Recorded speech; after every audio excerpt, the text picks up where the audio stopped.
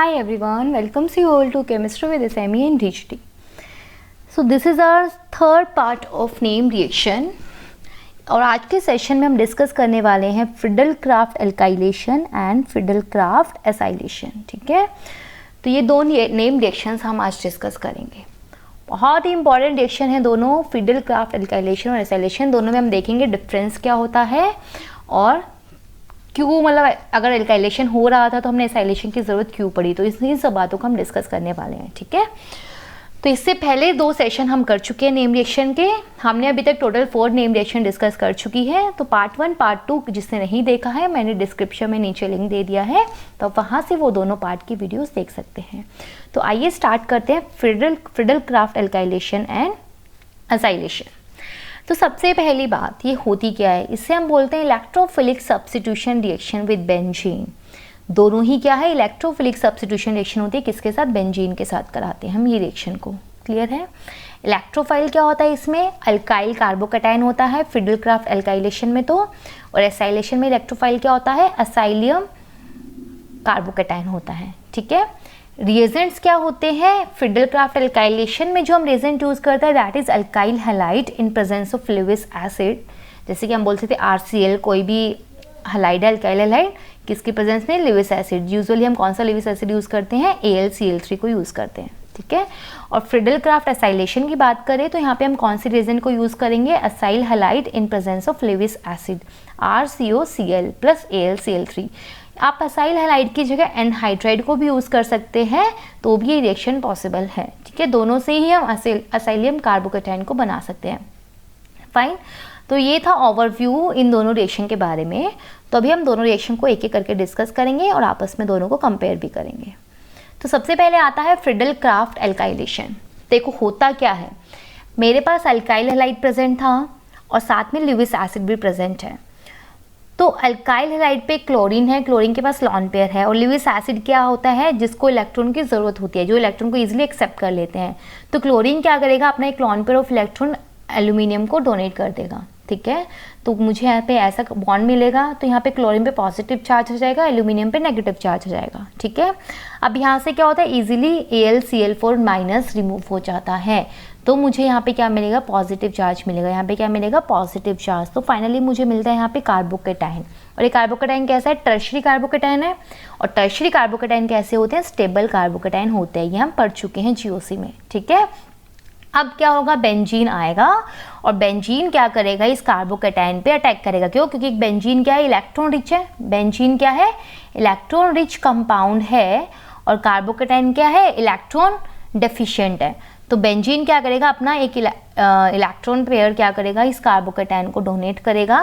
तो यहाँ से मुझे मिलेगा बेंजीन, यहाँ पे डबल बॉन्ड ब्रेक हो गया और इस कार्बन पे हमने क्या ऐड कर दिया, कार्बोकैटायन ऐड कर दिया, और यहाँ पे इस कार्बन पे क्या आ जाएगा, पॉजिटिव चार्ज आ जाएगा. ठीक है, अब वापस से क्या है, सॉल्यूशन में Cl माइनस तो प्रेजेंट है ही, Cl माइनस आएगा, वो यहाँ पे क्या कर रहा है, एज ए बेस काम कर रहा है. यहाँ पे Cl माइनस क्या करेगा, एज ए बेस वर्क करेगा, इसलिए हमें अलग से बेस लेने की ज़रूरत नहीं है सॉल्यूशन में. ठीक है, Cl माइनस ही यहाँ पे एज ए बेस काम करेगा, यहाँ से H प्लस को लेगा और ये बॉन्ड ब्रेक हो जाएगा. तो वापस से क्या किया, बेंजीन ने अपनी एरोमेटिसिटी को गेन कर लिया. तो फाइनली मुझे क्या मिल गया, यहाँ पे एल्काइल बेंजीन मिल गया. क्या मिल गया, एल्काइल बेंजीन मिल गया. ठीक है, तो इस तरीके से हमने क्या कर दिया, बेंजीन पे एल्काइल ग्रुप ऐड कर दिया. तो इसे हम क्या बोलते हैं, फ्रिडल-क्राफ्ट एल्काइलेशन. एल्काइलेशन क्यों है, क्योंकि हमने बेंजीन पे क्या किया है, एल्काइल ग्रुप को ऐड किया है, इसलिए हम इसे क्या बोलेंगे, फ्रिडल-क्राफ्ट एल्काइलेशन. तो इसमें होता क्या है, मेन बात आपको क्या ध्यान रखनी है कि यहाँ पे कार्बोकैटायन बनता है. क्या बनता है, कार्बोकैटायन, एल्काइल कार्बोकैटायन बनता है. क्या बनता है, एल्काइल कार्बोकैटायन बनता है. और वो कैसे बनता है alkyl carbocation, alkyl halide Lewis acid के साथ रिएक्ट करता है, AlCl4 माइनस रिमूव हो जाता है और तो हमें मिलता है कार्बोकैटायन. तो आप यहाँ से देख सकते हैं, चलो वो मैं आपको भी आगे डिस्कस करूँगी. अभी इसके हम 1-2 एग्जाम्पल्स और देखेंगे. सेकेंड एग्जाम्पल है, मेरे पास यहाँ पे बेंजाइल हैलाइड है. ठीक है, AlCl3 भी प्रेजेंट है बेंजीन के प्रेजेंस में. सबसे पहले वही रिएक्शन होगी, AlCl3 क्लोरीन का लॉन पेयर क्या करेगा, AlCl3 एल्यूमिनियम को डोनेट, क्लोरीन अपना लॉन पेयर एल्यूमिनियम को डोनेट करेगा. फिर यहाँ से क्या होगा, AlCl4 माइनस रिमूव हो जाएगा, तो मुझे क्या मिलेगा, बेंजाइल कार्बोकैटायन मिलेगा. और हमें पता है कि बेंजाइल कार्बोकैटायन तो बहुत ही ज़्यादा क्या होता है, स्टेबल होता है. क्लियर है. अब क्या होगा, बेंजीन आएगा, बेंजीन क्या करेगा, इस कार्बोकैटायन पे अटैक करेगा, क्योंकि बेंजीन इलेक्ट्रॉन रिच है और ये इलेक्ट्रॉन डेफिशिएंट है, तो बेंजीन इस पे अटैक करेगा. और यहाँ पे बेंजीन पे पॉजिटिव चार्ज आ जाएगा। तो क्या करेगा, Cl minus as a base work करेगा और यहाँ से H को ले लेगा और ये बेंजीन वापस से एरोमेटिसिटी गेन कर लेगा, तो मुझे फाइनली ये कंपाउंड मिल जाएगा। ठीक है, तो यहाँ पे भी कैसा कैटायन मिला हमें, स्टेबल कार्बोकेटायन मिला। ठीक है, लेकिन अगर हम नेक्स्ट रिएक्शन को अगर हम देखें, इसमें मैंने यहाँ पे लिया प्रोपाइल क्लोराइड, रिएक्शन कराई लेविस एसिड की प्रेजेंस में। अब यहाँ पे क्या होगा भाई, AlCl4 माइनस रिमूव हो जाएगा, तो यहाँ पे मुझे प्राइमरी कार्बोकेटायन मिलेगा। कैसा कार्बोकेटायन मिलेगा, प्राइमरी कार्बोकेटायन मिलेगा। ठीक है, अब सुनो होगा क्या, अब Cl तो यहाँ से रिमूव कर जाएगा, प्राइमरी कार्बोकेटायन मिलेगा, लेकिन प्राइमरी कार्बोकेटायन तो स्टेबल नहीं होता, हमें पता है। तो यहाँ पे क्या होगा, ये हाइड्रोजन यहाँ पे माइग्रेट कर जाएगा, रीअरेंज कार्बोकेटायन, तो इसे हम क्या बोलते हैं, रीअरेंजमेंट ऑफ कार्बोकेटायन बोलते हैं। क्या बोलते हैं इसे हम, रीअरेंजमेंट ऑफ कार्बोकेटायन। और ये रीअरेंजमेंट क्यों हुई, rearrange to form more stable carbocation, ताकि हम ज़्यादा स्टेबल कार्बोकेटायन को बना सके। यहाँ पे प्राइमरी था और जैसे मैंने हाइड्रोजन को यहाँ माइग्रेट कराया तो मुझे कौन सा कार्बोकेटायन मिल गया, सेकेंडरी कार्बोकेटायन मिल गया। वो हमें पता है एज कम्पेयर टू प्राइमरी ज़्यादा स्टेबल होता है, तो इसको हम क्या बोलते हैं, रीअरेंजमेंट ऑफ कार्बोकेटायन। और क्यों हुआ कार्बोकेटायन का रीअरेंज, ताकि हम ज़्यादा स्टेबल कार्बोकेटायन बना सकते हैं। ठीक है, अब ये सेकेंडरी कार्बोकेटायन मिला, बेंजीन इस पर अटैक करेगा और मुझे क्या मिल जाएगा, फाइनली आइसोप्रोपाइल बेंजीन। क्या मिल जाएगा, आइसोप्रोपाइल बेंजीन।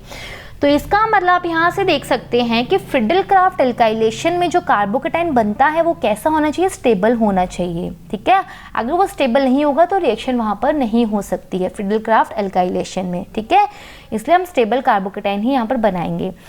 तो इसका मतलब मैं कभी भी बेंजीन पर प्राइमरी एल्काइल ग्रुप ऐड नहीं कर सकती, यही मतलब हुआ ना कि मैं कभी भी बेंजीन पर प्राइमरी एल्काइल ग्रुप ऐड नहीं कर सकती ड्यू बाय फ्रिडल-क्राफ्ट एल्काइलेशन।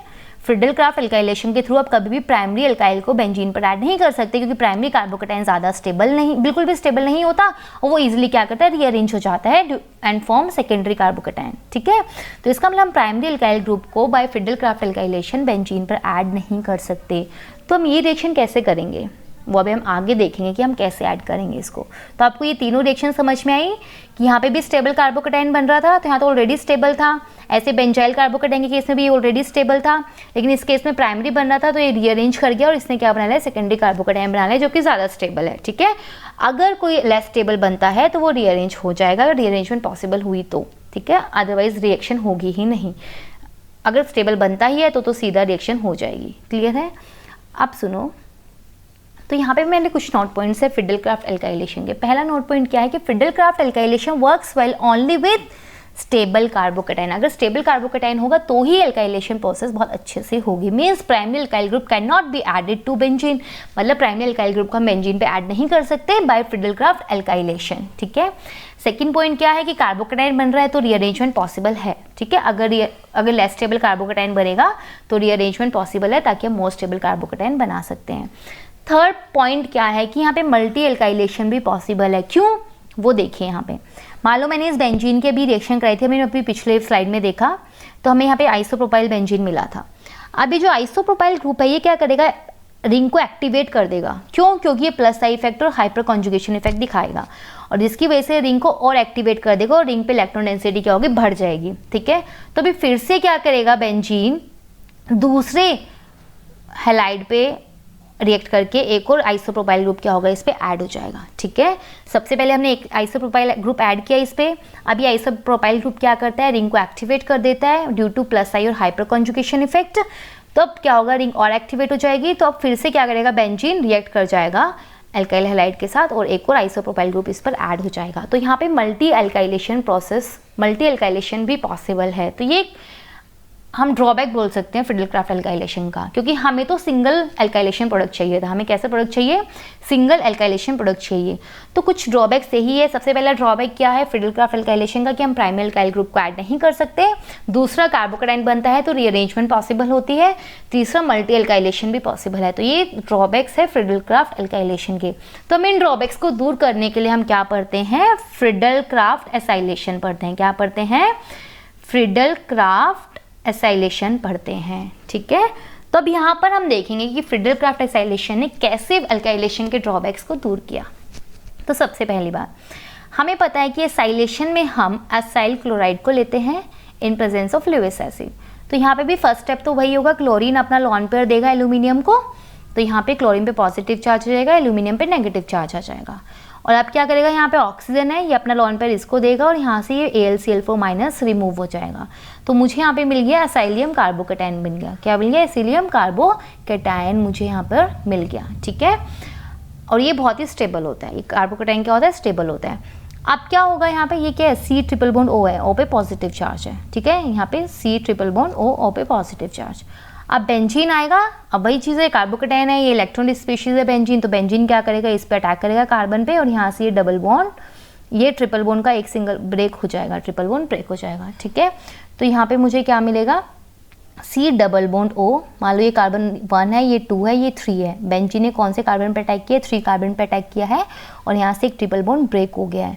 तो यहाँ पे मुझे मिलेगा C double bond O CH2 CH2, this is carbon 1, this is carbon 2 and this is carbon 3, 1 2 3, और ये oxygen C double bond O। ठीक है, तो इस तरीके से हमने एसाइल ग्रुप को क्या किया, बेंजीन पर ऐड कर दिया। अब यहाँ पे पॉजिटिव चार्ज आएगा, फिर से क्या करेगा, Cl minus as a base काम करेगा, और ये इस H प्लस को ले लेगा यहाँ से, और यहाँ से बॉन्ड ब्रेक हो जाएगा, और बेंजीन फिर से अपनी एरोमेटिसिटी गेन कर लेगा। ठीक है, तो इस तरीके से हमने क्या किया, बेंजीन पर एसाइल ग्रुप को ऐड कर दिया।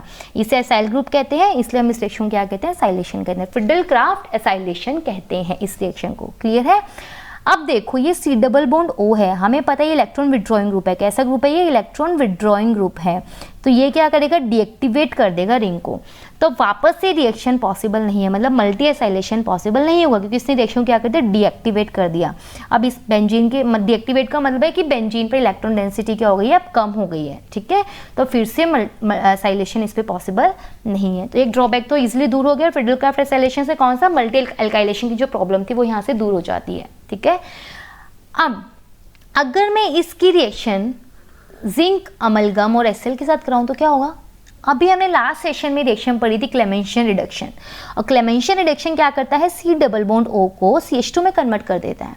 तो जिंक अमलगम एसिल की अगर मैं रिएक्शन कराऊंगी तो यहाँ पे CH2 ग्रुप बन जाएगा, C डबल बॉन्ड O किस में कन्वर्ट हो जाएगा, CH2 ग्रुप में कन्वर्ट हो जाएगा। और ये कौन सा ग्रुप है, प्राइमरी एल्काइल ग्रुप है। कौन सा ग्रुप है ये, प्राइमरी एल्काइल ग्रुप है। तो this is how we can add primary alkyl group to the benzene. तो फ्रिडल-क्राफ्ट एसाइलेशन के थ्रू हम प्राइमरी एल्काइल ग्रुप को ऐड कर सकते हैं। सबसे पहले हम क्या करेंगे, एसाइल ग्रुप को ऐड करेंगे, और देन एसाइल ग्रुप का क्या करा देंगे, रिडक्शन करा देंगे। आप क्लेमेंशन भी करा सकते हो, आप वुल्फ-किशन रिडक्शन भी करा सकते हो, आप दोनों में से कोई भी करा सकते हो, क्योंकि यहाँ पे तो और कोई ग्रुप प्रेजेंट है ही नहीं, इसके अलावा एक ही ग्रुप प्रेजेंट है, दैट इज कीटोन। तो हम दोनों में से कोई भी रिएक्शन यहाँ पे करा सकते हैं। ठीक है, तो इसके इस तरह से हम बेंजीन पर प्राइमरी एल्काइल ग्रुप ऐड कर सकते हैं। तो दो ड्रॉबैक तो दूर हो ही चुके हैं। सबसे पहला ड्रॉबैक क्या था कि मल्टी एल्काइलेशन था फ्रिडल-क्राफ्ट एल्काइलेशन में, यहाँ पे वो हो ही नहीं सकता क्योंकि ये डीएक्टिवेट कर देगा रिंग को। दूसरा ड्रॉबैक क्या था कि वहाँ पे हम प्राइमरी एल्काइल ग्रुप को ऐड नहीं कर सकते हैं, लेकिन यहाँ पे हम प्राइमरी एल्काइल ग्रुप को हम इस तरह से ऐड कर सकते हैं। तो ये दो प्रोसेस आपको ध्यान रखनी है। ठीक है, और वहाँ पे रीअरेंजमेंट हो रहा था क्योंकि वहाँ पे लेस स्टेबल कार्बोकेटाइन बनने के चांसेस होते थे, लेकिन यहाँ पे तो ऑलरेडी क्या बनता है, एसाइलियम कार्बोकेटाइन बनता है जो कि क्या है, स्टेबल होता है। तो यहाँ पे रीअरेंजमेंट की भी प्रॉब्लम नहीं है। तो फ्रिडल-क्राफ्ट एसाइलेशन में हमारे सारे ड्रॉबैक्स दूर हो जाते हैं।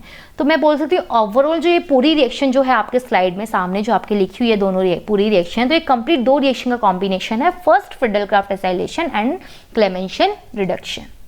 ठीक है, तो ऐसा नहीं होता कि एग्जाम में आपको एक ही रिएक्शन नेम रिएक्शन आ सकते हैं क्वेश्चन में। एक क्वेश्चन में दो नेम रिएक्शंस का, तीन नेम रिएक्शन का भी यूज़ हो सकता है, कंबाइन करके भी क्वेश्चंस आते हैं। ठीक है, तो ये बहुत ही इंपॉर्टेंट रिएक्शन थी, इसको प्लीज़ ध्यान रखना। अब जैसे मैंने आपको बोला था स्टार्टिंग में ही कि हम एनहाइड्राइड को भी यूज़ कर सकते हैं फॉर फ्रिडल-क्राफ्ट एसाइलेशन। तो अब हम देखेंगे एनहाइड्राइड के साथ हम कैसे एसाइलेशन कराएंगे। तो ये एनहाइड्राइड ग्रुप है, AlCl3 की प्रेजेंस में हम रिएक्शन करा रहे हैं। ऑक्सीजन का पास लॉन पेयर है, और ऑक्सीजन क्या करेगा, अपने लॉन पेयर एल्यूमिनियम को डोनेट करेगा। तो यहाँ पे ऑक्सीजन पे पॉजिटिव चार्ज आ जाएगा और एल्यूमिनियम पे नेगेटिव चार्ज आ जाएगा। ठीक है, फाइन। अब क्या होगा, यहाँ वाला जो ऑक्सीजन है ये अपने लॉन पेयर इसको देगा। ठीक है, और यहाँ से ये वाला बॉन्ड ब्रेक हो जाएगा, एंड देन यहाँ से ये वाला बॉन्ड ब्रेक हो जाएगा क्योंकि ऑक्सीजन पे पॉजिटिव चार्ज था। तो इस तरह से हमारे पास क्या आ जाएगा, एसाइलियम कार्बोकेटाइन आ जाएगा। ठीक है, और अब आगे तो क्या होता है आपको पता ही है, ये बेंजीन के साथ रिएक्ट करके क्या करेगा, एसाइल ग्रुप बेंजीन पर ऐड हो जाएगा। तो इस तरीके से फ्रिडल-क्राफ्ट एसाइलेशन प्रोसेस हो जाएगी विद एनहाइड्राइड ग्रुप। तो बस आपको ये ध्यान रखना है कि किस तरीके से एनहाइड्राइड के साथ एसाइलियम कार्बोकेटाइन बन रहा है। ठीक है, तो ये चीज़ आपको ध्यान रखनी है। फाइन। अगर हम आगे देखें तो ये भी क्या है, ये साइक्लिक एनहाइड्राइड ग्रुप है। कौन सा ग्रुप है, ये साइक्लिक एनहाइड्राइड ग्रुप है। तो इसके साथ भी क्या होगा, ऑक्सीजन के पास लॉन पेयर है, ऑक्सीजन अपना लॉन पेयर एल्यूमिनियम को देगा, तो वही ऑक्सीजन पे पॉजिटिव चार्ज हो जाएगा, एल्यूमिनियम पे नेगेटिव चार्ज हो जाएगा। देन अगेन यहाँ से ऑक्सीजन अपना लॉन पेयर इसको डोनेट करेगा, ये बॉन्ड यहाँ से ब्रेक हो जाएगा, इधर से ये बॉन्ड ब्रेक होगा और यहाँ पे मुझे क्या मिल जाएगा, एसाइलियम कार्बोकैटायन मिल जाएगा। ठीक है, लेकिन अब ये ध्यान रखना ये अलग अलग नहीं हुए, क्योंकि साइक्लिक था, अभी ये वाला ग्रुप अलग नहीं हुआ है, ये इसी के साथ एसाइलियम कार्बोकैटायन के साथ अटैच्ड है। अब आगे रिएक्शन क्या होगी, वेट, हाँ, तब फिर से क्या होगा, एसाइलियम कार्बोकैटायन आ गया, बेंजीन क्या करेगा, इस पर अटैक करेगा और यहाँ से बॉन्ड ब्रेक हो जाएगा। ठीक है, तो अब यहाँ से नंबरिंग कर सकते हैं ताकि कंफ्यूज ना हो, 1 2 3 4।